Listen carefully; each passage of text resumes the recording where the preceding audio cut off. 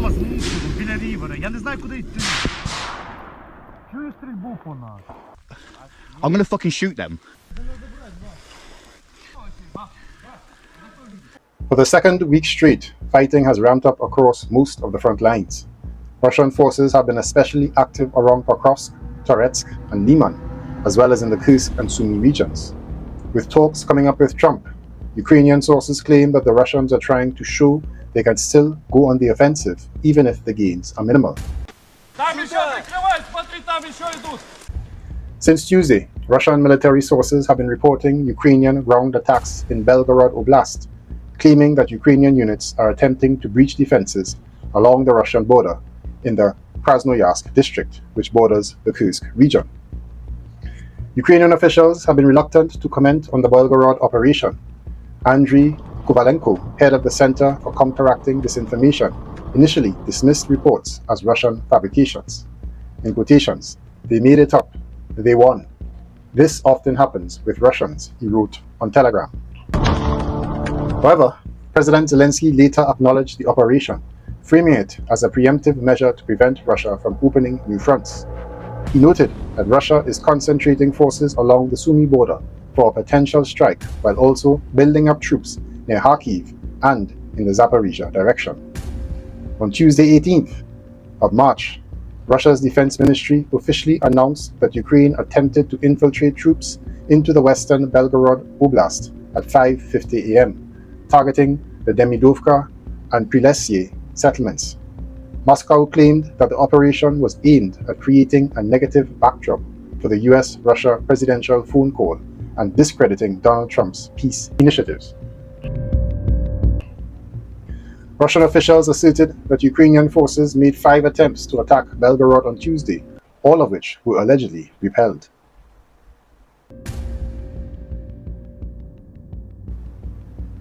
By Wednesday morning, Russian military telegram channels reported that all Ukrainian attacks on western Belgorod had been repelled.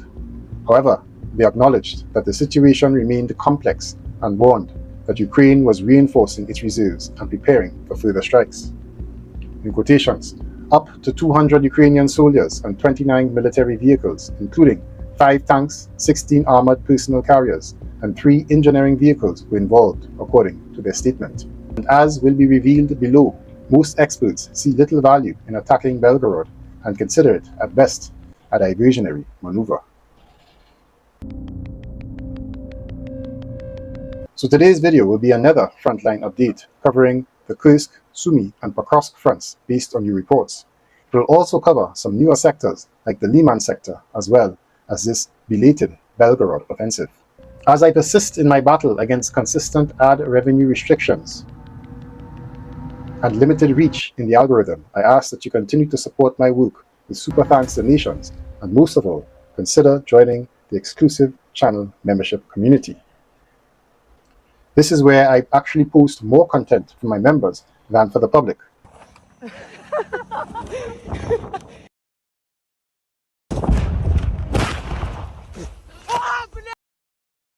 There is a trailer video in the end screen explaining everything you get when you join the membership, and stick around for bonus footage after this video. Links are also in the comments and the description sections.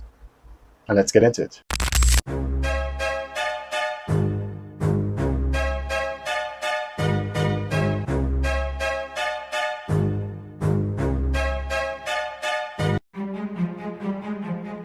Раді вас бачити в ефірі. Вітаємо. Всіх вітаємо. На жаль, так сталося, що сьогодні під час евакуації нас накрили дуже дрони, FPV. Перед нами, на жаль, загинули 2 машини військових. Ми ледве вижили. Зараз у лісі. Машина наша знаходиться на трасі. Ми на Старлінку. The Ukrainian armed forces continued their withdrawal from the Kursk region, while simultaneously taking up positions on heights along the border, partly in the Sumy region and partly to the south of Suja. In particular, the defense forces established positions on the banks of the Loknia River, thereby preventing the advance of Russian forces moving along the riverbed toward Basivka. At present, they are holding positions in Hoholivka, located on the shore of the reservoir on the Oleshna River, and are also occupying the high ground near the village of Guevo. Russia is not only attacking Ukrainian positions, but is also constantly attempting to break through in small groups along various sections of the Sumy region border. One such attempt near the village of Demidivka ended with the defense forces not only repelling the Russian troops, but also crossing the border in pursuit and securing positions on the outskirts of the village. However, the situation in this area continues to change dynamically. Now to the east, Ukrainian sources report that the area of Belgorod, where the alleged Ukrainian offensive is occurring, offers no strategic significant value. It consists mainly of empty fields and forests without major roads or settlements. The district center, Krasnaya Yaruga, lies 25 kilometers southeast, suggesting this may not have been the primary target. This was the opinion of defense analyst Yan Matviv. Mr. Matviv concludes that this was likely a diversionary maneuver, with Ukraine hoping the border was still poorly guarded, allowing them to break into the region quickly and force the Russian army to redirect significant forces from Kursk. BBC military analyst Ilya Abishev agrees, suggesting it could be an attempt at a diversionary strike or part of a broader strategy by the Ukrainian forces to try to stretch the strength of the Russian northern group. With Ukrainian forces withdrawing from Suja, their command now has additional reserves at its disposal, while Russian forces in Kursk remain focused on recapturing all Russian territory. Now, this Belgorod operation commenced on the morning of March 18th. Ukrainian forces conducted multiple waves of attacks towards the villages of Demidovka, Prilesi, and possibly Rafovka, located near the juncture between Ukraine's Sumy region and Russia's Belgorod and Kursk regions. The Ukrainian forces committed on the first day appeared to have been modest in size, likely totaling less than a battalion's worth of armored vehicles, along with support elements. The Ukrainians appeared to have advanced in small columns variously composed of infantry fighting vehicles, tanks and ATVs.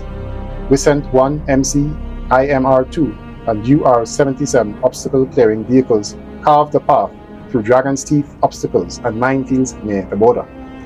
Ukraine claimed to have conducted an airstrike on a Russian command post of a 3rd Motor Rifle Division unit near Demidovka the day the incursion began.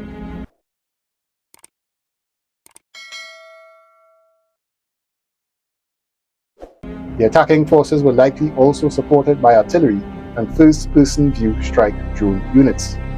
The Ukrainians appear to have continued attacking in the same areas in the days since the incursion began.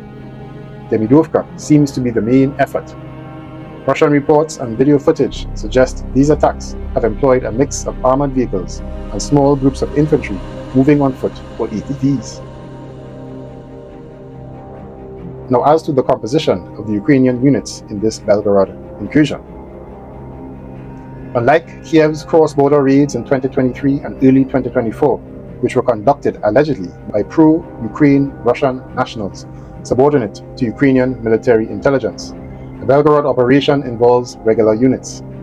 The Ukrainian vehicles participating in the Belgorod operation bear the same tactical symbol, a white triangle, that Ukraine used in Russia's Kursk Oblast. These vehicles include Bradley and Marder infantry fighting vehicles, suggesting Ukraine has committed some of its better forces to the operation. These appear to include elements of the 33rd Separate Assault Regiment, which fought in Kursk and operates Bradleys and Marders. In addition, Ukraine has deployed part of its 414th Separate Strike Unmanned Aerial Systems Brigade, one of its best drone units. Now, whether the Belgorod incursion is intended as a brief raid or a longer-term operation is unclear.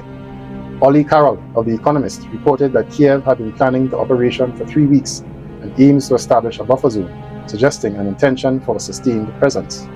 President Volodymyr Zelensky similarly characterized the operation as a defensive measure to preempt a potential Russian offensive in Sumy Oblast. LWJ has observed no evidence that a Russian offensive across the Belgorod-Sumy border was imminent. Seizing the high ground near the Belgorod border could help protect against a Russian offensive in the Myropilya Uroidry area in Sumy Oblast and push Russian artillery and FPV drone crews back from the high-burn Myropilya road. It would also help guard the right bank of the Ukrainian forces still in Kursk Oblast, where Ukraine is holding a handful of border villages despite having largely withdrawn from the region. At the same time, Kiev may hope to alleviate pressure on Ukrainian defenders in Kursk and the Yanukivka area in Sumy Oblast by diverting Russian units to the Belgorod region. Also unlike in Ukraine's August 2024 Kursk offensive, when Ukrainian units quickly tore through the Russian lines, Russia seems to have been better prepared for this operation. The attacking Ukrainian forces are also smaller. In addition, anti-tank obstacles and minefields placed along the border appear to have done their job in slowing down and channeling the attacking forces. Moreover, given the proximity to Kursk, Russia may have been quickly able to transfer some units from Kursk to Belgorod. Many of the Russian units currently defending in Belgorod were previously known to be fighting in Kursk, though it is possible elements of some of those units were already deployed in Belgorod. So far, available evidence suggests Ukrainian forces have made only modest progress, perhaps taking some tree lines on the outskirts of Demidovka and Prilesi. Time will tell whether Ukraine will gain further ground or commit additional resources to sustain the operation. Doing so may present risks, given that Ukraine faces a manpower shortage and Washington is likely to provide significant additional aid to replace lost equipment and expended munitions.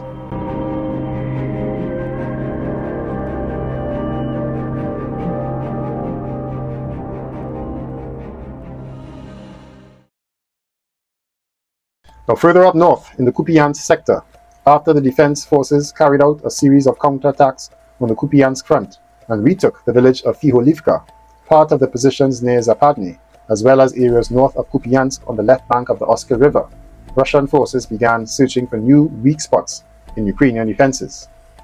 As a result, the Russians managed to cross the river even further north and entrench themselves between the villages of Kamyanka and Krasny Pershi, pushing about 2 kilometers deep and 3 kilometers wide into Ukrainian territory.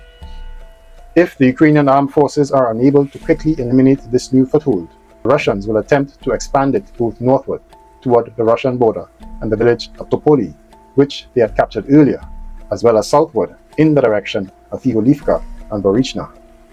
On the other hand, at this stage, the Ukrainians mostly see small sabotage and reconnaissance groups crossing to the right bank of the Oskil and building up in the area.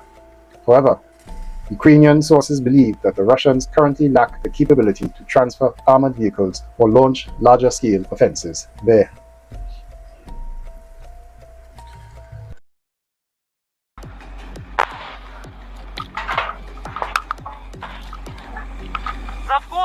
Now, although the Lyman direction has consistently remained of the most active, Russian forces have not been able for several months to break through from Terny to Yampolivka, where they have been stalled since January. They have also been unable to expand their foothold on the right bank of the Zerobets River near Ivanovka. As a result, they have shown some progress on the offensive by trying to establish new bridgeheads on the right bank of the Zerobets further upstream. In February, the Russians expanded their zone of control by several square kilometers near Makivka, and this week Russian forces attacked from the Zuravka ravine and captured Novo-Lubivka, advancing over 2 kilometers.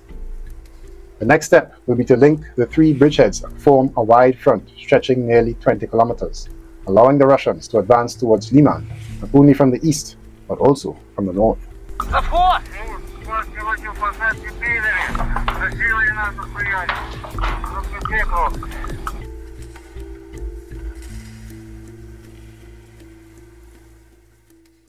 Now in Pokrovsk, despite a third of all battles on the front line taking place in this sector, Russian forces maintained their defensive position near the logistic routes, east and west of Pokrovsk.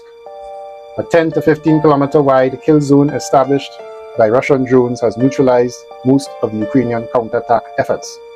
Over the past week, the Russians' territorial gain has been the expansion of their control zone in the village of Zaporizhia, but is only by a mere 1 square kilometer.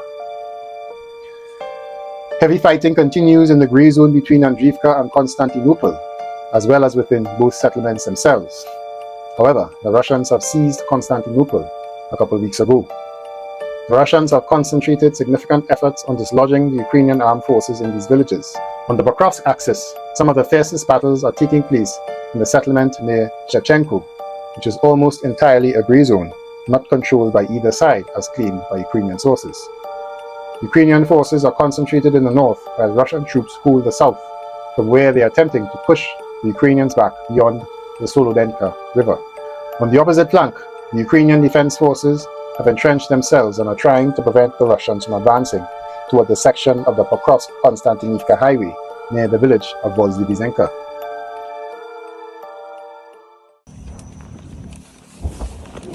Ты заебал!